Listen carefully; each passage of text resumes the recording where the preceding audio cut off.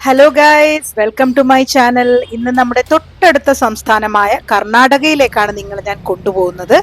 അധികം ആരും സെലിബ്രേറ്റ് ചെയ്തിട്ടില്ലാത്ത ഷിമോഗയിലെ ചില സ്ഥലങ്ങളാണ് ഞാൻ ഇന്ന് കാണിക്കുന്നത്. ഷിമോഗ എന്നാൽ എന്താണ് അർത്ഥം? ഞാൻ മനസ്സിലാക്കിയത് ഷിമോഗ എന്നാൽ ശിവന്റെ മുഖം എന്നാണ്. നിങ്ങൾ ആദ്യമായി കാണുന്ന കാഴ്ചയും അത് തന്നെയാണ്, ശിവന്റെ മുഖമുള്ള ഒരു പ്രതിമ. ഇത് ഇവിടുത്തെ ഒരു പ്രധാന ഹൈലൈറ്റായി ഞാൻ മനസ്സിലാക്കിയിട്ടുണ്ട്. പക്ഷേ എന്തോ ഇത് അത്രക്ക് ഭംഗിയായി മെയിൻറ്റെയിൻ ചെയ്തിട്ടൊന്നുമില്ല. കാട് പിടിച്ച് കിടക്കുന്ന ഒരു സ്ഥലമാണ്. എന്നാലും ശിവന്റെ ആ ചൈതന്യം അത് ഒന്ന് എടുത്തു പറയേണ്ടത് തന്നെയാണ്. എന്തായാലും എൻ്റെ ഫ്രണ്ട്സ് എല്ലാം ചാനൽ കാണുന്നുണ്ടാവും, ശ്രദ്ധിക്കുന്നുണ്ടാവും എന്ന് എനിക്കറിയാം. എന്തായാലും ഈ സ്ഥലം നമ്മൾ ഇനിയും കൂടുതലായി കാണും. ഇത് ഷിമോഗ ടൗൺ ആണ്.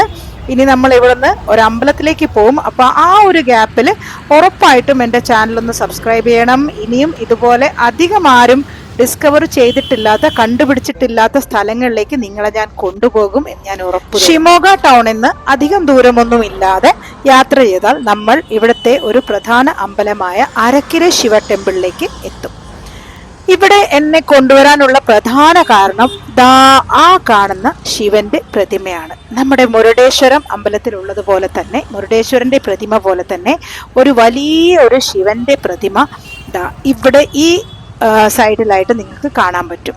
ഞാൻ അങ്ങോട്ട് ചെന്ന് അടുത്ത് പോയി ഞാൻ കാണിക്കാം. ഒരു വല്ലാത്തൊരു മനം മയക്കുന്ന ഒരു കാഴ്ച തന്നെയാണത്. എന്തോ ഒരു പ്രത്യേക ചൈതന്യം തന്നെ ഈ ശിവന്റെ മുഖത്ത് ഉണ്ട്.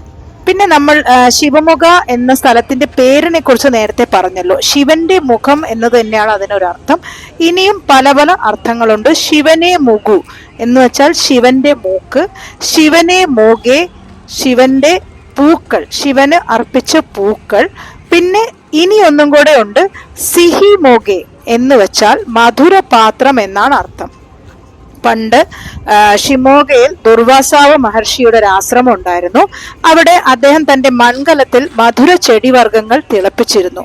കുറച്ച് കന്നുകാലി ഇടയന്മാർ ഈ വഴി വരികയും ഈ മൺകലം കാണാൻ ഇടയാവുകയും ചെയ്തു. അങ്ങനെ അവർ ഈ സ്ഥലത്തിന് ഇങ്ങനെ ഒരു പേരിട്ടു. ഇതെല്ലാം പറഞ്ഞു പറഞ്ഞ് ഷിമോഗ എന്ന പേരിൽ എത്തിച്ചേർന്നു എന്നതാണ് കഥ. എന്തായാലും ഒരു ശിവഭക്ത എന്ന് സ്വന്തം വിശ്വസിക്കുന്ന ഒരാളായതുകൊണ്ട് എനിക്ക് ശിവന്റെ മുഖം എന്ന പേരാണ് ഇവിടെ ഏറ്റവും അനുയോജ്യമായി തോന്നിയത്. അങ്ങനെ ഈ ഒരു ശിവന്റെ പ്രതിമ തന്നെയാണ് എന്നെ ഇങ്ങോട്ട് വലിച്ചഴിച്ച് കൊണ്ടുവന്നത്. അധികം ആരും വ്ലോഗിൽ ചെയ്തിട്ടില്ലാത്ത ഈ അരക്കിരെ ശിവ ടെമ്പിൾ, ഈ ഒരു ശിവന്റെ പ്രതിമ തന്നെയാണ് ഇവിടുത്തെ മെയിൻ ഹൈലൈറ്റ്. ഇതിനോട് ചേർന്ന് ഒരു നല്ല ഒരു അമ്പലം കൂടെ ഉണ്ട്. അവിടെയും കൂടെ ഞാൻ കൊണ്ടുപോകാം. എന്തായാലും ശിവന്റെ ഈ ഒരു മനം മയക്കുന്ന സൗന്ദര്യം, ഈ പ്രതിമയുടെ ഒരു ഭംഗിയും എല്ലാം കൊണ്ട് കുറേ സമയം ഞാൻ ഇവിടെ തന്നെ ചെലവഴിച്ചു. നല്ല വെയിലൊക്കെ ആയിരുന്നു. അത്യാവശ്യം ആളുകളൊക്കെ വരുവും പോവും ചെയ്യുന്നൊക്കെ ഉണ്ട്. എന്നിരുന്നാലും ഭയങ്കര ശാന്തതയാണ് ഇവിടെ. ആളുകൾ വരുന്നു, പ്രാർത്ഥിക്കുന്നു, പോകുന്നു.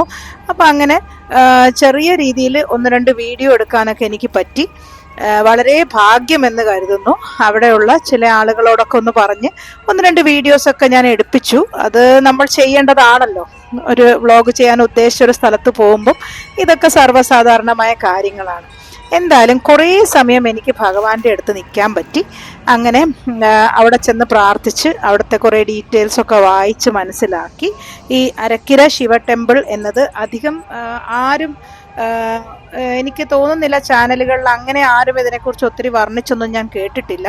എന്നിരുന്നാലും നിങ്ങൾ കർണാടകയിൽ ഒരു ട്രിപ്പ് പ്ലാൻ ചെയ്യുമ്പോൾ മൂകാംബികയൊക്കെ പോകുന്ന സമയത്ത് ഈ ഒരു സ്ഥലത്തും കൂടെ ഒന്ന് ചെന്ന് നോക്കിയാൽ വളരെ നല്ലതാണ്. ഇത് കൂടാതെ ഇവിടെ വേറെ പല ഹൈലൈറ്റ് ഉണ്ട്, ടൂറിസ്റ്റ് ഹൈലൈറ്റ് ഉണ്ട്. അതൊക്കെ നിങ്ങൾ ബാക്കിയുള്ള വ്ളോഗുകളിലൊക്കെ നിങ്ങൾ കണ്ടിട്ടുണ്ടാവും. ഞാൻ അതല്ലേ നേരത്തെ പറഞ്ഞത്. അധികം ആരും പോകാത്ത സ്ഥലങ്ങളിൽ പോകാനാണ് എനിക്ക് താല്പര്യം. ജോഗ് ഫോൾസ്, പിന്നെ വേറെ കുടജാദ്രി, അഗുംബെ, ഇതൊക്കെ വളരെ കോമൺ ആയ സ്ഥലങ്ങളാണ്. ഒത്തിരി പേരുകൾ ട്രിപ്പുകളൊക്കെ പോകുന്നതാണ്. പക്ഷേ മറ്റാരും അധികം ശ്രദ്ധിക്കാത്ത സ്ഥലങ്ങളിൽ പോകുമ്പോഴല്ലേ നമുക്കൊരു സന്തോഷം കിട്ടുന്നത്. ശരിയാണ്, എല്ലാവരും പോകുന്ന സ്ഥലങ്ങളിൽ നമ്മൾ പോകണം. പക്ഷേ അധികം ആരും ചെന്ന് പെട്ടിട്ടില്ലാത്ത സ്ഥലങ്ങളെക്കുറിച്ച് നമ്മൾ കൂടുതൽ മനസ്സിലാക്കുമ്പോൾ ഒരു വല്ലാത്തൊരു സന്തോഷമുണ്ട്. ഇനി നമ്മൾ നേരെ അമ്പലത്തിലേക്ക് കയറുകയാണ്. നല്ല ഒരു വലിയ അമ്പലമാണ്. അത്യാവശ്യം ആളുകൾ അവിടെ ഇവിടെയൊക്കെ ഉണ്ട്. നേരെ അവിടെ ചെന്നു, നമ്മൾ പ്രാർത്ഥിച്ചു. പിന്നെ അതിൻ്റെ സൈഡിൽ എന്തോ ഒരു സംഭവം നടക്കുന്നുണ്ട്. ഇനി നമുക്ക് മെല്ലെ ഒരു വനം അവിടെ ചുറ്റുമൊക്കെ കണ്ട് അങ്ങേ അറ്റത്ത് പുറകുവശത്തൊരു പുഴയുണ്ട്. അത് തുങ്ക പുഴയല്ല, നദി. സോറി, പുഴയും നദിയും തമ്മിലുള്ള വ്യത്യാസം എന്താണ് ഗൈസ്? അത് നിങ്ങൾ ആരെങ്കിലും എനിക്ക് കമന്റിൽ ഒന്ന് പറഞ്ഞു തരണം കേട്ടോ. അങ്ങനെ ഈ സൈഡിൽ ഇവിടെ ഒരു ഹോമം നടക്കുന്നുണ്ട്. നിങ്ങൾക്ക് കാണാൻ പറ്റും. ചുവന്ന വസ്ത്രമൊക്കെ ധരിച്ച്, മഞ്ഞ വസ്ത്രവും ചുവന്ന വസ്ത്രമൊക്കെ ധരിച്ച് അവിടെ ഹോമം നടക്കുന്നുണ്ട്. വലിയ കളമെഴുത്തും പാട്ടും പോലെ പൂക്കളിട്ട് രംഗോളി, നമ്മുടെ പൂക്കളം പോലെ വരച്ചു വച്ചിട്ടുണ്ട്. എന്നിട്ട് വളരെ ഭംഗിയായി അവിടെ ഹോമം നടത്തുന്നു. ആദ്യം ഞാനൊന്ന് പേടിച്ചു വീഡിയോ എടുക്കാനായിട്ട്. പക്ഷെ അവിടുത്തെ പൂജാരിമാർ തന്നെ എന്നോട് പറഞ്ഞു ഇങ്ങോട്ട് കയറി വന്ന് എടുത്തോളാൻ പറഞ്ഞു. അങ്ങനെയാണ് എനിക്ക് നല്ല ഭംഗിയായി ഇത് കവർ ചെയ്യാൻ പറ്റിയത്. ഇവിടെ വലിയൊരു ഹോമകുണ്ടമൊക്കെ ഉണ്ട്. ഇത് എനിക്ക് തോന്നുന്ന അന്നദാനം ഒക്കെ നടത്തുന്ന ഒരു സ്ഥലമാണ്. പിന്നെ ഇവിടെ ഹോമവും അങ്ങനെയുള്ള കാര്യങ്ങളൊക്കെ നടക്കും. കുറെ കലശങ്ങളൊക്കെ റെഡിയാക്കി വെച്ചിട്ടുണ്ട്. എന്തോ അന്ന് അവിടെ എന്തോ ഒരു വിശേഷപ്പെട്ട ദിവസം ആയതുകൊണ്ടാവാം മിക്കവാറും ഏതൊരു ശിവന്റെ അമ്പലത്തിൽ പോകുമ്പോഴും അവിടെ എന്തെങ്കിലും ഒരു വിശേഷപ്പെട്ട ദിവസത്തിൽ എത്തിപ്പെടാൻ എനിക്ക് എന്തോ ഒരു പ്രത്യേക ഭാഗ്യമുള്ളതായിട്ട് എനിക്ക് തോന്നിയിട്ടുണ്ട്. ഇത് ഒന്നും എല്ലാ ദിവസവും കാണാൻ കിട്ടുന്ന കാഴ്ചകളല്ല. ഇത് കണ്ടില്ലേ എന്ത് ഭംഗിയായാണ് ഈ ഒരു കളം ഇവർ ഒരുക്കിയിട്ടുള്ളത്. രംഗോളി പൗഡറും പൂക്കളും കൊണ്ടാണ് ചെയ്തേക്കുന്നത്. വളരെ ഭംഗിയായി. ഇതിന് എന്താണ് ഇതിന്റെ അർത്ഥം എന്ന് എനിക്ക് മനസ്സിലായില്ല. ഭാഷയുടെ ബുദ്ധിമുട്ടുള്ളത് കൊണ്ട് അവരോട് ചോദിക്കാൻ ശ്രമിച്ചെങ്കിലും അവര് എന്താണ് പറഞ്ഞതെന്ന് എനിക്ക് കൃത്യമായി മനസ്സിലായില്ല. പിന്നെ നമ്മുടെ തേന്മാവിൻ കൊമ്പത്തിലെ ലാലേട്ടനെ പോലെ വേറെ അബദ്ധങ്ങൾ പറയാതെ ഞാൻ അവിടെ നിന്ന് രക്ഷപ്പെട്ടു പോന്നു. പക്ഷെ ഈ കാഴ്ചകൾ നന്നായി എനിക്ക് കവർ ചെയ്യാൻ പറ്റി. ഈ ഹോമകുണ്ടത്തിനകത്ത് നെയ്യ് ഒഴിക്കുന്നതൊക്കെ ഒരു പ്രത്യേക ഒരു പോസിറ്റീവ് എനർജി തരുന്ന കാര്യം തന്നെയാണ്.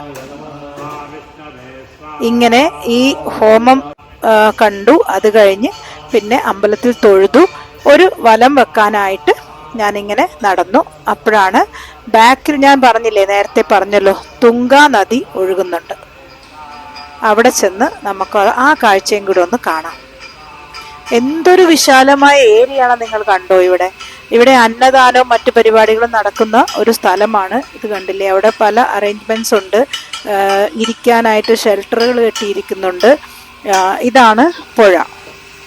പുഴയുടെ തീരത്താണ് ഈ അമ്പലം. ഇതാണ് നമ്മുടെ തുങ്കാ നദി. ഇവിടെ മോട്ടറൊക്കെ വെച്ച് അമ്പലത്തിലേക്ക് ആവശ്യമുള്ള വെള്ളമൊക്കെ ഇവിടെ നിന്നാണ് അവർ എടുക്കുന്നത്. ഇങ്ങനെ ഈ ഒരു ഭംഗിയും ഇതും നിങ്ങളെ കാണിക്കണം എന്ന് എനിക്ക് തോന്നി.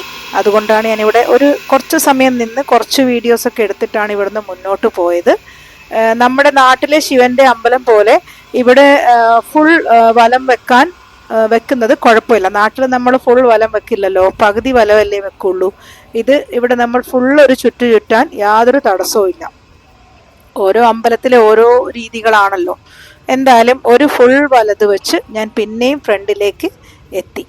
ഇനിയുള്ള കാഴ്ചകളും കൂടെ നിങ്ങൾ കണ്ടോളൂ. കുറച്ച് പേര് ഫലം വെക്കുന്നുണ്ട്. പ്രദക്ഷിണമൊക്കെ വെച്ച് ഫ്രണ്ടിലെത്തി ഒന്നുകൂടെ തൊഴുത് അമ്പലമണി അടിക്കുന്ന ശബ്ദം നിങ്ങൾക്ക് ബാക്ക്ഗ്രൗണ്ടിൽ കേൾക്കാലോ. അങ്ങനെ ദർശനം പൂർത്തിയാക്കി ഞാൻ വെളിയിലേക്ക് ഇറങ്ങുവാണ്. നേരെ മുൻപിൽ ചെന്നാൽ റോഡ് കാണാം. അപ്പോൾ ഈ വീഡിയോ ഇത്രമാത്രം. അടുത്ത ദിവസം ഇനി വേറൊരു വീഡിയോയുമായി കാണുന്നവരെ ഗുഡ് ബൈ.